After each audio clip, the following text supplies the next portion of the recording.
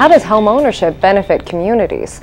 I'm Jill Horner. This is Comcast Newsmakers. With me this hour is Linda Andrews. She is the Executive Director of Habitat for Humanity of Bucks County. Thanks so much for being with us. Thanks for having me. Talk to us about your homeowners. Who actually participates in the Habitat for Humanity program and in the end has the chance of home ownership?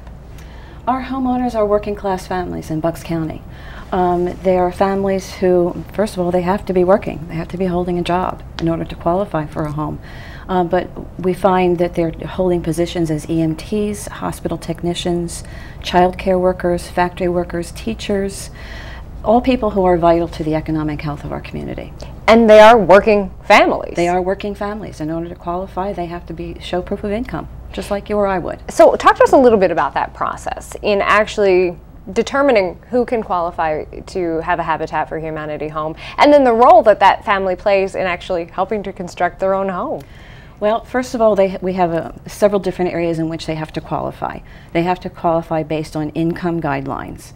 Essentially, we serve families who are between 40 and 80% of the median income in Bucks County. The median income is set by HUD. And for the region right now is roughly $74,000.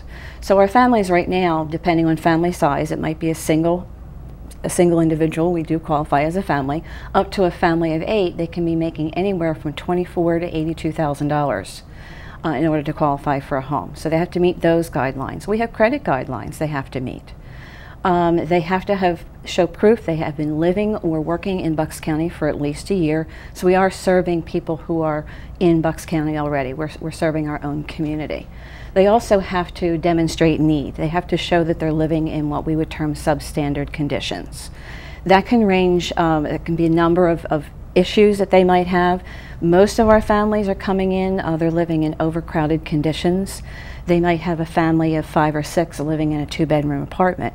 We find frequently families are doubling up in a 2 or 3 bedroom unit. They've got people sleeping on the floor, sleeping on sofas, wherever they can. It might mean that there are mechanical issues in the house, issues with the plumbing, the heating conditions, and mold is a more frequent issue as well now. So people are facing a variety of different challenges in their current housing situation. They meet these qualifications. They actually participate in the building process of their own homes. Yes, they do. Once they get through the selection process and they're chosen by a selection committee, once they get through that process and they're approved for a home and they're ready to start working, they have to put in sweat equity. That can be up to 350 hours that they have to log in actually working on their home.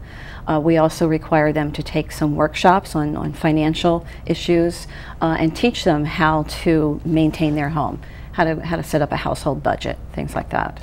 In addition to brand new construction, you're working on a new concept, and it's the idea of repurposing what already exists. Yes, it's called adaptive reuse, and we're very excited about it. Right now we have a project going on in Percy, which is the conversion of an old factory warehouse type building into 6 2-bedroom condo units.